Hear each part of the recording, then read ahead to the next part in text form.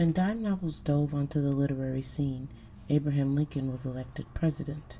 Westward expansion and slavery were the hot-button issues, and the rapidly dividing nation was on the brink of civil war. There was also a little thing known as the Pony Express, which might have been the biggest influence on the rapid spread of dime novels' integration into everyday society. The Pony Express was busy galloping east to the New West with news, correspondence, and hot gossip. The faster people could get their news and newsletters, the more people hungered for anything coming out of the West, including fiction stories. The Pony Express itself became part of the culture, getting featured in the very dime novels it may have delivered all across the country. The stories mythologized the Pony Express and its couriers, and provided respite for the bored East Coasters itching to get out to the Golden Coast. During the Civil War, dime novels were a popular escapism tool, with stories about heroic hyperboles of men and women. The most popular stories were about adventure, violence, and action-taking characters with sensational storylines. And the Pony Express saw that both Union and Confederate soldiers alike got their dime novel issues as soon as possible. Mid and post-Civil War, dime novel audiences wanted heroes. They wanted honorable, memorable characters that faced their surroundings with calm and brash. So the dime novels themselves pushed this, in tandem with propaganda about the West. There was no shortage of depictions of the ever-escalating racial conflicts as one-sided realities where settlers were the victims and indigenous families were the warmongering savages. Another big theme among dime novels of the Civil War era were romances. As time has showed us over and over again, people love stories about relationships and all their perils and pitfalls. Women authors led the band in the most popular dime novels of all time, and those novels often featured the protagonist as a woman and her love interest, and the antagonist, the world.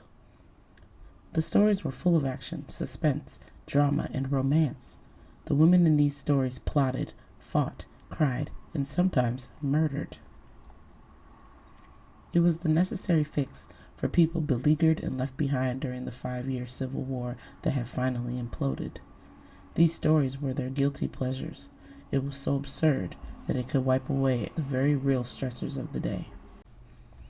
But by the time the Progressive Era came around in the 1880s, people were more focused on improvement of society through laws, community, and reform.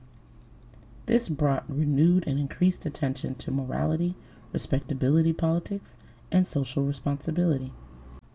As with anything, the progressive movement that started out accomplishing things such as establishing a federal minimum wage, attending to the corruption of government lobbying and bribery, forcing legislation to address child labor, it ballooned into eugenics and demonized immigration, and emphasized the weeding of the chaff in order to improve the so-called quality of society.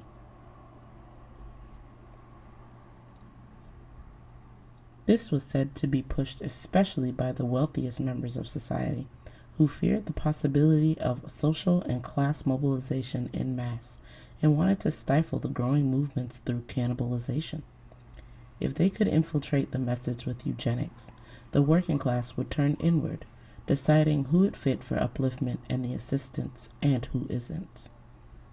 This in turn creates resentment from the ousted and paranoia from the ouster, and eventually slows general progress and skews focuses. But ideas need a place to fester and grow roots. Dime novels began to provide that space. With more stories focusing on deservedness of good fortune falling on the righteous, but miserable and poor protagonists, to the very publishing houses touting that their stories have no illicit themes and thus worthy of patronage. But eventually, dime novels in all their perceived frivolity and lasciviousness fell out of favor with the public. People began gravitating towards pulp magazines and motion pictures.